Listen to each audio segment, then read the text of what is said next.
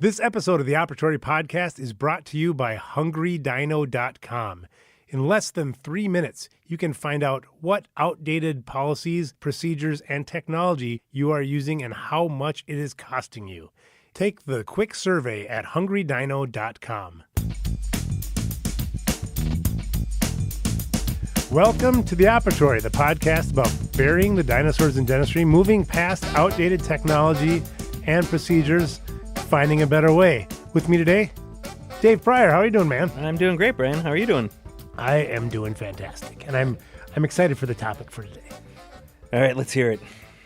Today we're going to be talking about the truth about why DSOs will crush the solo practice, even when hiring a bunch of millennials. I can believe that. You can believe that? I can. Do you think the audience is going to be liking the fact that we're going to be talking about DSOs crushing solo practice? Well, I think it's going to ruining take a their while. dreams. Yeah. Right? You come out of dental school and you're like, I'm going to have my little Taj Mahal that people walk into, and guess what happens? Big business comes and crushes your dreams. Yeah. Right? Yeah. And what I really like about this topic is that I think it comes down to a dichotomy in dentistry. All right. What do you think that dichotomy is from a patient? When you go to practice, you go to dental practice, you walk in, there's two things going on. What are they? Well, there's the business of practicing dentistry. Correct. Number one. And there's the business of running a small business. That's one and one. Same thing. Okay. Because dentistry is a business. A business. Yep. What's the other thing that's involved in, what's different in dentistry than a bakery? I don't know where you're going with this. What we produce, right? Yeah. It's the clinical care. Yeah. Right? And here's the reality. The reason why I believe the DSOs will crush solo practitioners is that they've focused on, number one, primarily, or at least as much as number two, their business. Yeah. As a dentist, do you go to dentistry to be a business owner? No. Maybe a little bit. Not so much now. Not a lot of millennials don't want to own their own business. Right? So I know the reasons why DSOs can hire a bunch of millennials is because they're not looking to run their own business. Sure. Right? Sure. Yep. But as a general dentist, let's say you're old like me. You just called me old. Thanks, Yeah. man. Yeah. Appreciate that. Well, Even though you're older. well, one of us takes care of themselves a little bit better. Thank you. Thank you for saying that. I appreciate that, Mountain Dew boy. Hang on. It's Red Bull. Oh man, that's like concentrate. That's got to be worse, isn't it? It is, but Yeah. it's in smaller doses. So usually when I'm drinking Mountain Dew, it's a 32-ounce cup, Yeah. and this is a 9-ounce, 8-ounce can. Yeah. So, okay. Sidebar, the best business ever. Like, Oh my God. let's take the best business that you have selling sugar water for $4 a bottle and make it smaller. Yeah. So it's easier to ship Yeah. and charge more of twice as much for it. That guy's worth billions of Oh, dollars. that's like the 5-hour energy guy, right? Yep. Like, let's make it even smaller and have people like Dave buy it. Yep. Yeah. Yep. Good. Yeah, we should have like 6-hour energy and have it be a little smaller bottle. Anywho, getting back to why DSOs will crush solo practice and focusing on their focus on dentistry, on the business of dentistry, and the flip side of that, the lack of focus on the business of dentistry by the solo practitioner. All right. I think most dentists who own their own practice are like, I've achieved the dream, right? I bought a practice. I started a practice. I've got patients. I'm happy. I'm making a couple $100,000 a year, going in, doing my thing and leaving. Why do I need to focus on the business? Does that make sense? Yeah. Meanwhile, there's somebody that is focused on the business going, hey, there's this industry where these people are not focused on the business. We can come in, focus on the business, and we will have a great business. Yep. And I don't believe there's anything inherently wrong with that. Do you? No. Yes and no. I think that as companies grow, like as is always the case, as companies grow and merge and grow and merge and grow and merge, you end up getting less choice. As a consumer, I get less choice because I've got one DSO, so to speak, to work with, and it's the same DSO throughout the city. That's not true, though. There's many DSOs.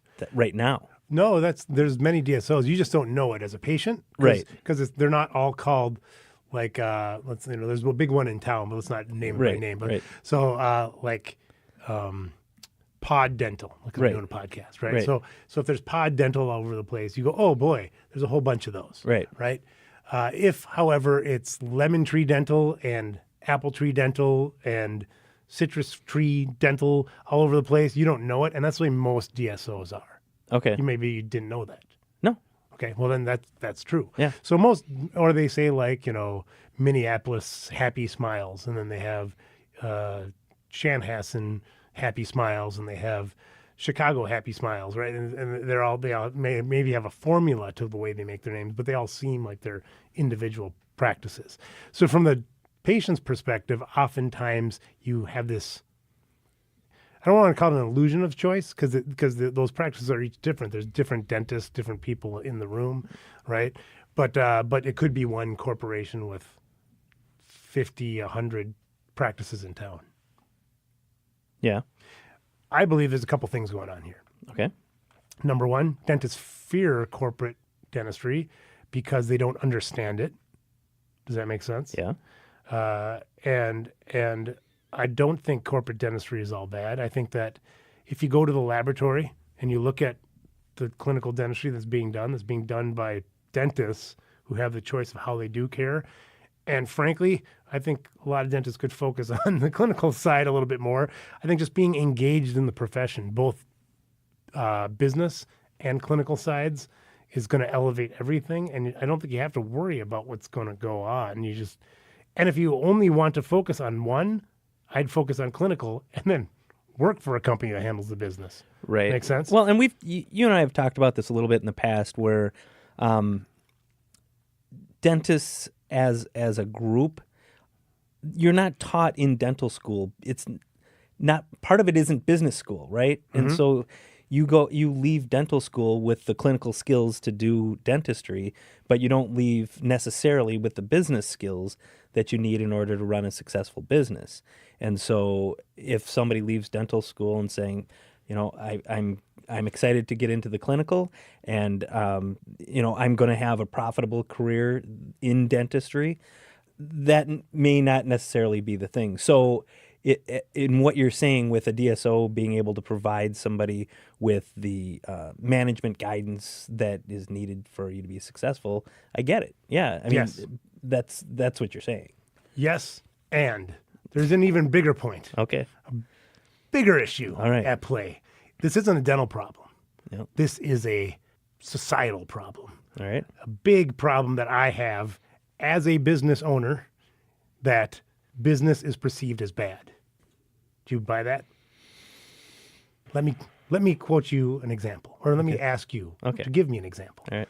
Who is the villain in the Lego movie? I don't remember. It's Mr. Bad Businessman. Something like that. I think that was his name. It's like Mr. Business, or and the Muppet movie, it was a bad businessman. In popular culture, business is portrayed as evil. Look at what's the Eddie Murphy movie from the 80s? Coming to America? No, the one where there's the two guys and they have a dollar bet and trading places. Trading places, right? Yep. Bad businessman. Yep. There's been portrayed in popular culture how business is bad, but clinical, like delivering clinical care, is good. You're helping people, right? Yeah. Business is perceived as bad. Another example, Starbucks. This is from a book that I read that led to this podcast and me thinking about this, about how business is perceived as bad in America. There's an example about Starbucks had a giving back campaign, okay, which means that them delivering. I mean, come on, I'm gonna have a little sip of this. It's not Starbucks, but I love that stuff. Now there's one opening right next to my office. Oh man, that's dangerous. I love coffee. I do know you love coffee. Okay. So it's the one vice you cannot give up. Absolutely. And your wife won't let you give it up. I've tried, and then everybody in my life told me, no, man, you need to be caffeinated. And probably other things, but caffeinated definitely, right? But like they had a giving back campaign. Yeah. What service other than making me coffee? Pike's, what's a Pike's Place? I just call it a Pike when I order it. But like their coffee is so delicious and good, and they deliver it to me next to my office now. Yeah. Yet they feel the need to give back to the community because their business doesn't provide enough value. Now, we should all give back. We should all give charity. There's nothing wrong with giving back.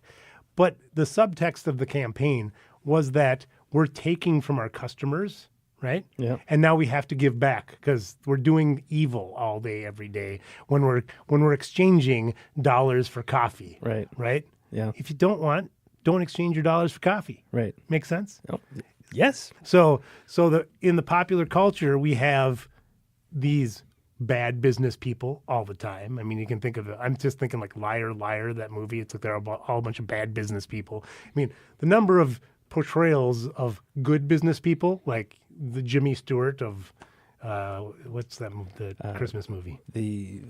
I know what you're talking about. Oh, the audience is just going to like jump through and strangle us right now for not knowing the... It's a Wonderful Life. It's a Wonderful Life, yeah. So he's portrayed as a good businessman. That's like from what year? Like the 20s? Yeah. Back then, like, Rockefeller and like business people were like exalted. Yeah. Now it's like, oh, bad. And I think that filters down through when you're in your dental practice and you look at the business. There's a similar thing in dentistry going on where the people who focus on business are construed as evil. Yeah. Does that make sense? If you go and you're not going to clinical courses when you go to that big national meeting and you only go to business ones, ooh, there's something wrong with it. I think the concept of profitability is villainized in our culture, in being a profitable business or so like from a sales perspective, when I sell something, people are always you're the most evil. Right, I'm the most evil. There's no one more evil than me. And when I'm selling something, it's, well, why can't I just go out and get this from this guy for half that price? Well, you can, but here's the value in what I'm providing. And that, as a salesperson, it's my job to be able to express how am I providing you a value that equals or exceeds what you're paying in dollars. So that, from dentistry, I would imagine it's hard to give that expression. It really, in all of medicine, it's I feel bad, or better yet, particularly in dentistry, where so much of it is just trying to keep up on things and trying to keep you healthy rather than deal with a problem. So I'm paying X amount of dollars to not feel pain, to be healthy, and where is my perceived value? And so as a dentist, you've got to be able to give that expression of value. And if you're not a salesman as a dentist, then you're gonna struggle. Oh, and in dentistry, let's say as an educator or a lecturer, as a trainer, you mention the word sales, you'll lose half the room. Yeah. Right? Because we don't do sales, we have case acceptance. We and I get it, because you don't want to be pushing treatment that people don't need. But I believe that a lot of people in the profession have gone the opposite way. They diagnose people's pocketbooks so they don't actually even present what's in the patient's best interest. Or they feel bad about it when they're discussing fees with people. So we have to it's so bad that dentists don't talk about fees, including me. I'm the worst. Yep. I mean, I'll give away everything. If people are when I open my mouth now, if people in my office are listening, they're laughing very hard because it's totally true. Because if I see a patient and I diagnose something and I tell the patient, I can sit here and talk with you all about this all the time about the value of it. But if the patient requests something, I'm the worst, right? So I can't even be involved in the conversation because I'm one of the people listening, right? Right. But I do. But there was one time where I did a crown for somebody and they came back in. The crown took half an hour. Yeah. And at that time, we charged $1,200. Yeah. And they said, well, you charged $1,200 and it only took you half an hour. And I said, you're right. I should have charged you $3,000 because somebody else would take twice as long, Yeah. right? I mean, you have to have the confidence to realize that there's a value issue in dentistry, because I believe that oftentimes we as dental providers we don't perceive the value that's there. Right. Does that make sense? Yeah, like you use the term case acceptance, which is just another term. It's sales, but you're rephrasing it as case acceptance, right? Absolutely. And so, as a sales guy, you had said that people have trouble being able to go to you diagnose somebody based on their pocketbook, and as a sales guy, I will often do the same thing, and it's to everyone's detriment to do that. It is. Leave it up to the patient, or I leave it up to the customer in letting them decide if that is of value, and if there's something else that I can provide that is a lower cost, I can provide that, but it isn't in their best interest to do the lower cost thing, because in the long run, what I have suggested is the best solution. I don't go into a sale looking to get what's the best thing for Dave necessarily. I look at it from the customer perspective. What's that in the best interest of the customer? As a dentist, is what's in the best interest of the patient.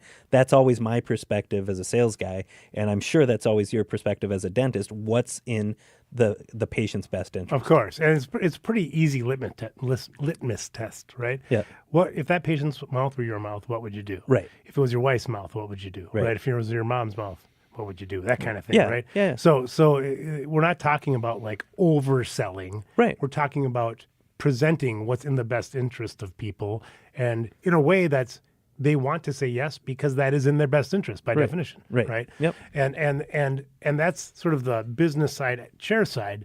But then you get through, the whole host of business issues, from leadership to strategic planning and cash flow and all the things that go into running a business. And if you don't have the time, the inclination to learn that and focus on that, somebody should. Right. So hire somebody or Right. work for somebody. Right. Right. And so I don't, as a rule of thumb, there's nothing inherently wrong with business. We are in business because unless you're, there may be some people who work for a prison or, doing dentistry, or they might be, in the military, or that's a different deal, right? Yeah. I'm talking about private practice. Yeah. And if you're in private practice, you are in business. Yep. If you're not, you won't be for long, right? And it's just like it's in the patient's best interest. It's in your practice's best interest to focus on your business too. And if not, turn the keys over, Right. I mean, that's because right now, corporate dentistry is I think it's less than 10% of dental practices. It's not going to stay that way because it only makes sense. Yeah. I agree that will happen, and corporate dentistry will continue to grow and evolve. I hope that the quality of that's the big concern. Right. Quality. Right. That's Yep. I would argue that's 100% on the dentist, and hopefully quality leads to better business. Right. Right. Just watched the thing today where they talked about the new CEO of Alcoa when he came on board. Maybe it's not the one that's currently the CEO, but he saw they need to have huge change in the organization. And what he did at his first meeting was he talked about how they're going to focus on one thing, and it's employee safety. So this is big, metal fabrication. They focused on one thing, and it was safety. And the reason why was that he recognized that focusing on one thing then can be a kind of like get in and cause the rift and to have positive change throughout the entire organization. Sure. And it totally, their stock, everybody who was there thought he was insane. They wanted to sell all the stock. Well, it quintupled and took off. And then they also had the best safety by employees. So it's, but Alcoa metal fabrication probably would be seen as like the evilest of evil. So like if you're an aluminum salesperson, oh my gosh, you must have horns, right? That's the point of the podcast, is that you don't corporations, business are not necessarily bad. people doing clinicians, clinical care is not necessarily good. So focus on both, right? Yep. Focus on improving both your business side and your clinical side. So that's and one last thing I want to touch about, because we talk about the truth about DSOs, crushing solo practice, even hiring a bunch of millennials. And the reason why do you think I put millennials in there? It's popular. It's a popular topic. It is a popular topic. That's true. But I think similar to business, millennials are viewed as bad. It's like a bad word, Do you disagree? Well, no, I agree. I By non-millennials. Right. Yeah. But I'm so reluctant to go down that path with people because they are getting just hammered with that unnecessarily. Right. And so like I get that there's every generation that's at our age is looking at the younger generation coming up going, you millennials, you don't know what you're doing. We know what's best. And, they've got great ideas. And we've talked to, people on this podcast. The millennial dentist. Sully Sullivan, he's great. And they have something to contribute, and I'm excited to see what they do. Here's why I put millennials in with corporations. Yep. Is I think they're both beat down unnecessarily. Yes. And also the sort of stereotypical millennial mindset has to do with balance of work life. Sure. Much more than us Gen Xers who are off the deep end for the most part. Yeah. And then also millennials, I think millennial dentists in particular don't necessarily, not all of them, but a lot of them don't have the desire to own a practice. And so I think those two things work like a balance, and not the desire to focus exclusively on clinical care and not the business of dentistry makes them a good fit for corporate dentistry. Yeah. And that's going to aid the corporate dentists, or not just corporate dentists, but group practice. Corporate dentistry is more about business. Group practice is there may be a dentist or two dentists or that oversee a bunch of other dentists who are doing clinical care. Now that you talk about that, I can see how you really narrow down your specialization, take out the running of the business part of dentistry, and leave more time to continue growing your clinical knowledge and remove the need to increase your business acumen. It makes for a better patient experience. I think you can do both. Yeah. Right. I think you can be a solo practitioner, and I think that's going to continue. Yeah. But it's going to require a focus on both the business side and the clinical side. Yeah. And that isn't being done today by the vast majority of dentists. Right. Right. Now, that doesn't mean that it's not being done by a particular audience member. Mm-hmm. There's many people who focus on both. But I think you need to have the desire and inclination, and like you're talking about capacity, to focus on both to thrive and be a solo practitioner. So I think it makes sense for there to be different levels of participation in both clinical and business. I just like, some dentists may do general dentistry, they may do orthodontics, they may do endodontics, they might do all the specialty procedures because they're so focused on clinical. Another dentist may just focus on general restorative and refer out a lot more. It's no different in my mind, because if you have to have extra time, extra training, and keep up with every procedure you add on, and one of those procedures is like running the place. Right. So you either have to hire somebody to do it for you, or do it yourself, or work for somebody else doing it. That's the real truth about why I believe DSOs will crush not all solo practice, but some solo practices, even when hiring a bunch of well-qualified, undervalued millennials. All right. Thank you very much, Dave. All right. Thank you, Ryan.